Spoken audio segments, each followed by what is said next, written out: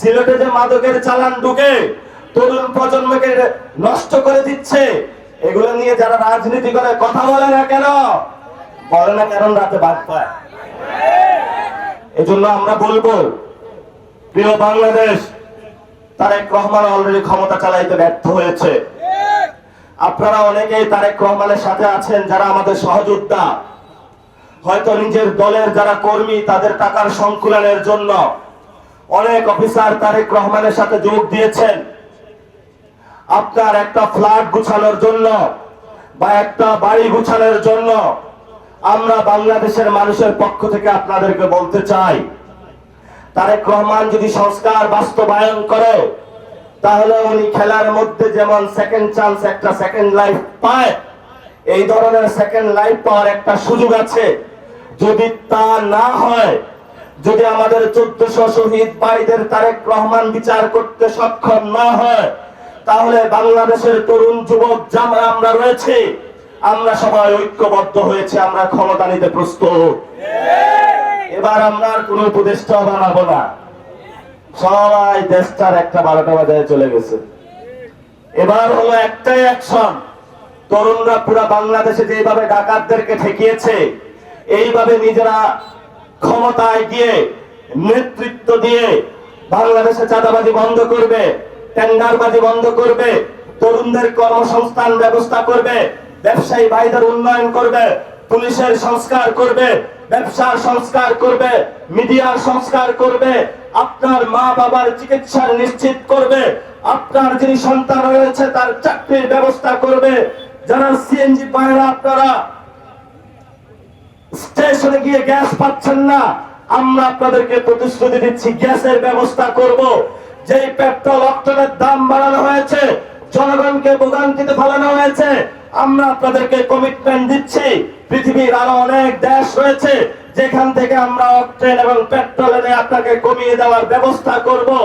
এবং আমরা আপনাদেরকে বলতে চাই, সিন্ডিকেটের কারণে উত্তরবঙ্গের যেই 10 টাকার সবজি ঢাকায় গিয়ে 100 টাকা হয়, আমরা সেই সিন্ডিকেট বন্ধ করে 10 টাকার সবজি আর 10 টাকার যাতায়াত, 20 টাকার 5 টাকা লাভ, 25 টাকা আপনাদের হাতে ইনশাআল্লাহ তুলে দিতে প্রস্তুত আছে।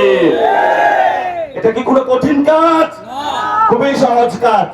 10 টাকার উৎপাদন, 10 টাকা যাতায়াত, 5 টাকা হলো লাভ, অনেক লাভ, আলহামদুলিল্লাহ। সিন্ডিকেট সব বাদ। এটা কোনো কঠিন কাজ? এটা তো একদিন বললেই তারেক রহমান বন্ধ করতে পারে, পারে না কেন? হ্যাঁ, সবাই বলছে শিশু রামিসা হত্যার বিচার হয় না। এটা তো প্রতিশ্রুতি দিয়েছিল 1 মাসের মধ্যে হবে। বাংলাদেশে আর কোন প্রতিশ্রুতি আসলে কাজ করে না। কেন করে না জানেন? কারণ আপনি তাকে সুযোগ দিয়েছেন, সেই ক্ষমতায় বলে বসেছে, জনগণ তোমাকে গুণের টাইম নাই। আপনি আজকে প্রতিজ্ঞা নেন, তুমি যদি আমাকে না গুনো, আমরা আজকে ঘোষণা করছি তোমাকেও আমাদের গুনার টাইম না। আপনারা দেখেছেন যে বক্তব্য বলে শেষ করব, শহীদ উসমান হাদি, শহীদ উসমান হাদি বাংলাদেশের সূর্য সন্তান, আজাদীর পক্ষে দাঁড়িয়েছিল, সার্বভৌমত্বের পক্ষে দাঁড়িয়েছিল, ইসলামের পক্ষে দাঁড়িয়েছিল। বাংলাদেশে তাকে দিনে দুপুরে খুন করে সরিয়ে দেওয়া হয়েছিল। প্রধানমন্ত্রী দেশে এসে বললেন, আমরা শহীদ উসমান হাদির হত্যাকাণ্ডের বিচার করব। আজকে 6 মাস অতিবাহিত হয়েছে, আপনার বাবার খুনিকে পাওয়া গিয়েছে। যেই হত্যাকাণ্ড হয়েছিল আর অনেক আগে, রিসেন্ট হত্যাকাণ্ড শহীদ উসমান হাদির খুনিকে আপনি খুঁজে বের করতে পারেন না। আমরা মনে করি আপনার সদিচ্ছা নাই।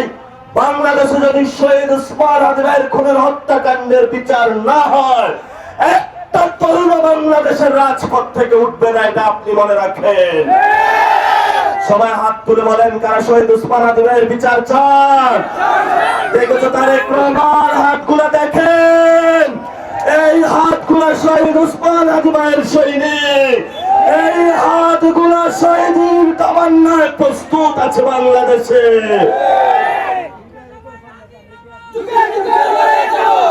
আমরা এখনো বিচার খুঁজে পাই নাই। পেয়েছি? আমি একটু এভাবেই কথা বলি, সহ্য করতে হবে আপনাদের। ক্ষমতায় যেহেতু বসছেন, একটু গন্ডারের চামড়া হইতে হবে, তবে এমন গন্ডার হয়েন না যে লড়া দিলে আর লড়াই না সারা জীবন। আমাদের ইজ্জত নিয়ে আপনি ছিনিমিনি খেলছেন, আমাদের তরুণদের ভবিষ্যৎ নিয়ে আপনি